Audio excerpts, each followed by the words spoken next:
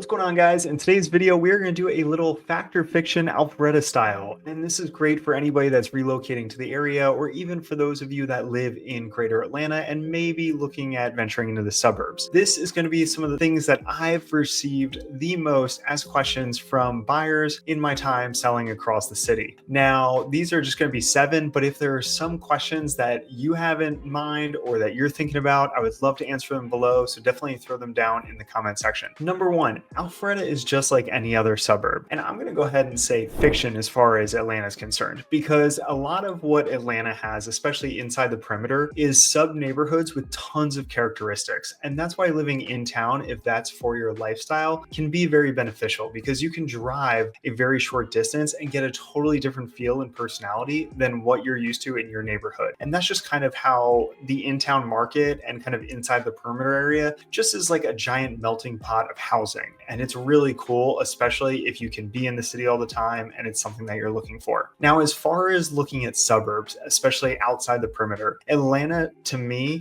has a major city feel because you have the downtown in Buckhead, and then there's not a whole lot except for maybe Sandy Springs, and then jumping to Alpharetta. Alpharetta, in my mind, has created its own sub-city, and I think it is only going to continue to grow, and that's why I definitely don't think it feels like any other suburb. We're going to tackle some of the reasons why and some of these other fact or fiction scenarios, but as far as I'm concerned, unless you specifically need to go into the city, like I'll venture in obviously for work and showings, but unless we're catching something play at the Fox Theater or a game down at the stadium, there isn't a whole lot of reason to go, because so much of what was in the city has come up this way. And that's what makes it truly unique. All right, number 2, fact or fiction. The prices for real estate are sky high. Now, this, in my opinion, is absolutely fact. Of course, it's all relative. For those coming from the Northeast or California, this could look like peanuts on the dollar and you're getting monster homes for what you're paying. But relatively speaking, as far as greater Atlanta is concerned, the prices in Alpharetta have definitely kept going higher. And that's just a testament to it being such a hot suburb with great schools, shopping, retail, things to do, and really a destination place that people want to gravitate to, especially with the proximity to the highway and easy access back into the city. Now, there is a lot of different options depending on what you're looking for in terms of condos, single family homes, townhouses, and that does create a good range of housing options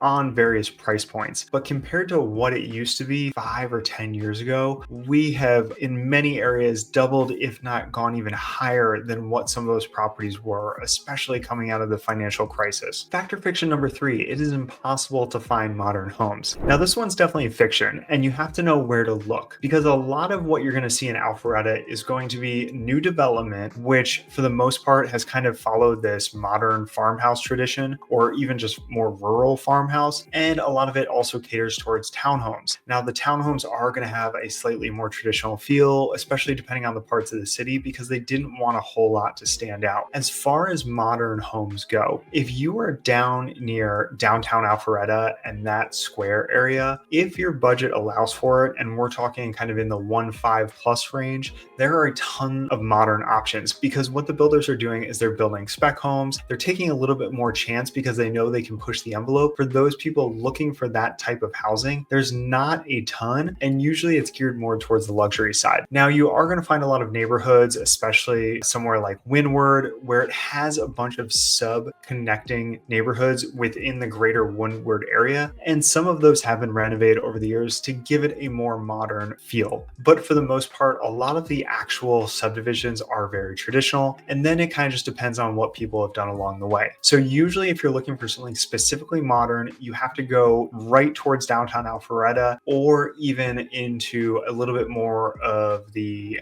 Milton, Crabapple coming area. And you're going to find that it's really the homes that have been built recently that are gearing towards that aspect. You may find that option. All right, number 4, fact or fiction. The commute to Atlanta is unbearable. Now, this definitely depends on who you ask, because I have made this commute so many times, and especially back if you're doing the actual in-city to out-of-city with traffic, it can be very rough. Now, I tell people a lot of times, especially when choosing housing, however close you are to the highway may actually be the deciding factor in how bad the commute is. Because once you're on 400 or whatever highway you may be taking, yes, there are prime traffic areas going down into the city, but you kind of know know what to expect and where the buildup is depending on the exit. As far as I'm concerned, Atlanta has horrific drivers, so there are accidents galore. Everyone is texting and driving and they're just not paying attention. So that's something to keep in mind. I Waze everywhere I go, even if I know where I'm going, just because there's an inevitable traffic jam or accident somewhere. Now, as far as what we were talking about in the proximity to the highway,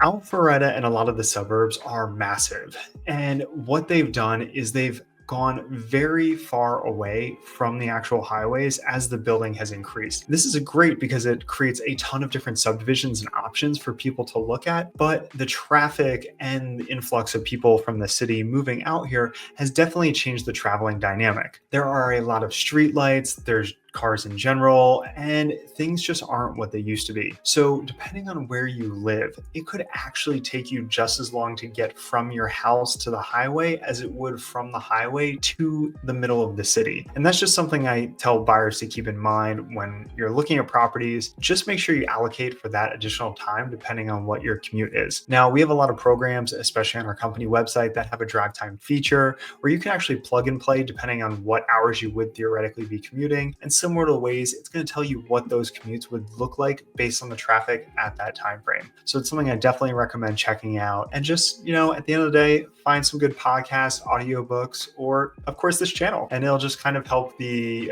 drives feel not so unbearable. All right, number 5, fact or fiction. The education system here is just average. Now, this one is definitely fiction, especially as far as what people are looking for when they're moving to the area. The nice thing about kind of the suburbs, especially coming out of the city on that northern part of Atlanta, a lot of the schools are just fantastic options, especially for public schools. Now, you do have a ton of private, charter, and international schools as well. There's STEM programs. It really depends on what your family's looking for. But as far as the basic public schools go, it is nice to know that you are getting into a place with relatively lower taxes, increasing property values, and an above average school system. I highly encourage people to check out greatschools.org or schooldigger.com, and those will give you options in terms of what you can see based on the school ratings, the student to teacher ratios, the demographics, and anything else that may be important to you. But from what we typically see, especially buyers and families looking in the area, they have always kind of gravitated towards Alpharetta and the neighboring towns because of the school systems. I have 2 girls. We're not quite of that public school age yet, but we are definitely going to be sending them and feel great about it. Number 6, fact or fiction. There's nothing fun to do in Alpharetta. This one is absolutely fiction. And aside from things like North Point, Verizon Amphitheater, being able to see shows, being a short drive to Lake Lanier or the wineries up in North Georgia, I'll keep it pretty local and say all you really need is downtown Alpharetta and Avalon. Avalon, you have this massive mixed-use space with tons of retail, shopping, restaurants. There's a movie theater there. They have ice skating that's out right now because it's winter time, and it's really a great option for kids to be able to go run around. You know that they don't have to worry a whole lot because the traffic's just limited to one street. Parents can get a drink, you can walk around and get some shopping done as well. It's also anchored by a hotel, a convention center, there's a spa, Whole Foods. It's kind of a one-stop shop. Now, if you're looking for just a little bit more get out and do things atmosphere, I would say downtown Alpharetta. You're not going to get the prime retail that you're going to be getting from Avalon,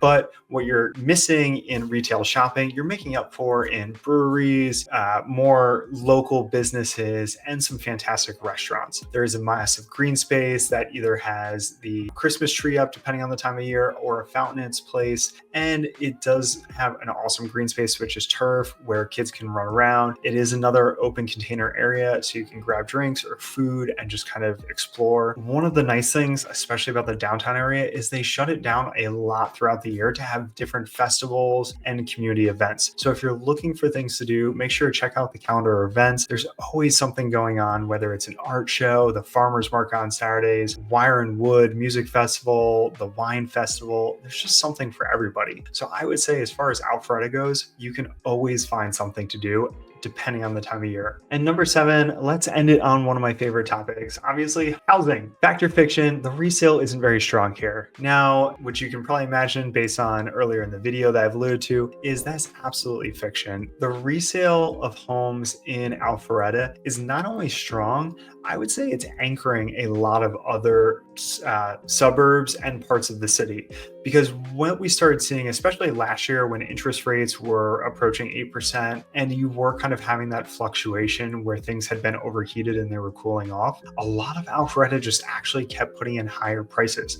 And even this year, all of 2024, things have been seeing multiple offers. They've been moving quickly. The days on market hasn't crept up as fast as some of the other parts of the city. And you do see this strong buyer presence, especially in the good subdivisions and school districts, where people just want to have that access, not only to the schools, but the proximity to the highway, things to do, Avalon, downtown Alpharetta. It's really helped maintain excellent property resale values. Now, I will say, in any scenario, especially if there is a downturn on the horizon, whether it's a recession or just correction in housing, I always tell people to focus on the location and know that the location you choose can potentially hedge your downside risk of any market headwinds. So the closer you can be to either downtown Alpharetta, Avalon, North Point, or any of the major subdivisions that are extremely popular, whether it's families or just people in general, those are always going to hold their own a little bit stronger than if you found that obscure property, maybe that extra piece of land that's a little bit more unique and you need a special buyer for. So I hope you enjoyed learning a little bit extra about Alpharetta and kind of just answering and walking through some of the basic questions that we see. Again, if you have your own or burning questions on Greater Atlanta even, drop them down below. I would love to address that. If you're new to the area, don't forget to check out my complimentary Alpharetta guide, which is in the description below. Please like and subscribe to the channel, and I'll see you on the next one. Thanks so much.